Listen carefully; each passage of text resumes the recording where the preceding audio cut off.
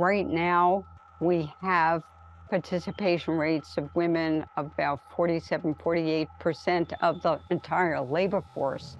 In terms of hours, somewhat less. America runs on women.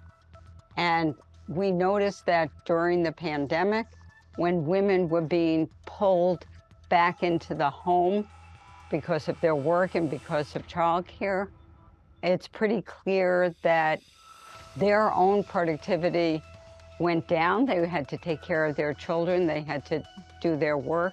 Their labor force participation, by the way, did not.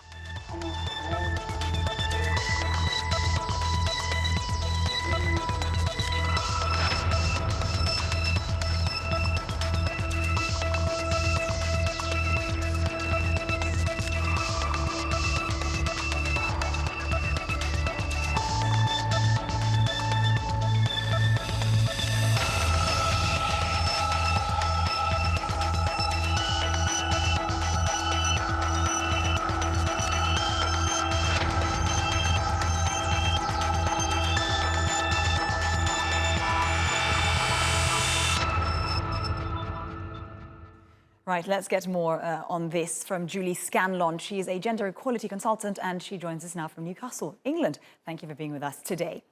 Right, so thank you. One thing that Goldin was essentially able to do on the earning gap was to look at it from a very long-term perspective. She was able to gather material that covered around 200 years. What lesson can we learn from such a long-term historical perspective on the earning gap? I think she gives us an extraordinary perspective, the amount of data that she has mined, looking back over the 200 years. And one of the key things that comes out, regardless of the context, really, that the historical context, is the impact of women on having families, on the caring responsibilities and the shared or the lack of shared caring responsibilities. And she found different socio-historical kind of reasons, I suppose, for that. But throughout, we see a kind of continuity, and which still exists today, of that as being a key challenge. Right, and as you just said, to explain the pay gap in current times, she also zeroed in on another reason, which is parenthood. Can you tell us more about this, but also what policies can be implemented to essentially reduce the pay gap due to parenthood? I mean, she found parenthood, as many studies have been, is just one of the key things, which means that when people are working, sort of men and women are working, as soon as they have a child, that's where their careers and their kind of economic activity, I suppose, and the pay gaps really, really start to come in.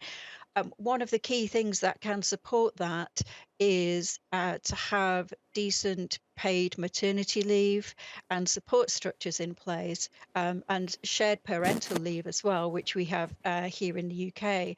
Now, the study that Goldin undertook, and the studies throughout her career, have been based in the US, and the US is the only OECD country that actually doesn't have any paid maternity leave, which is quite extraordinary. So some states have paid maternity leave, but it's not an overall kind of mandate, which is just very marked in relation to Goldin's work, where she tells us, and other research tells us as well, the impact that can have. So, for example, I've got some stats here with me by research done by UNICEF, which tells us that paid maternity leave can increase women's earning power long term, so over the next 1 to 5 years after the birth of the child, and it can increase subsequent earnings by 10 to 17%. And of course, it benefits the entire economy if we're keeping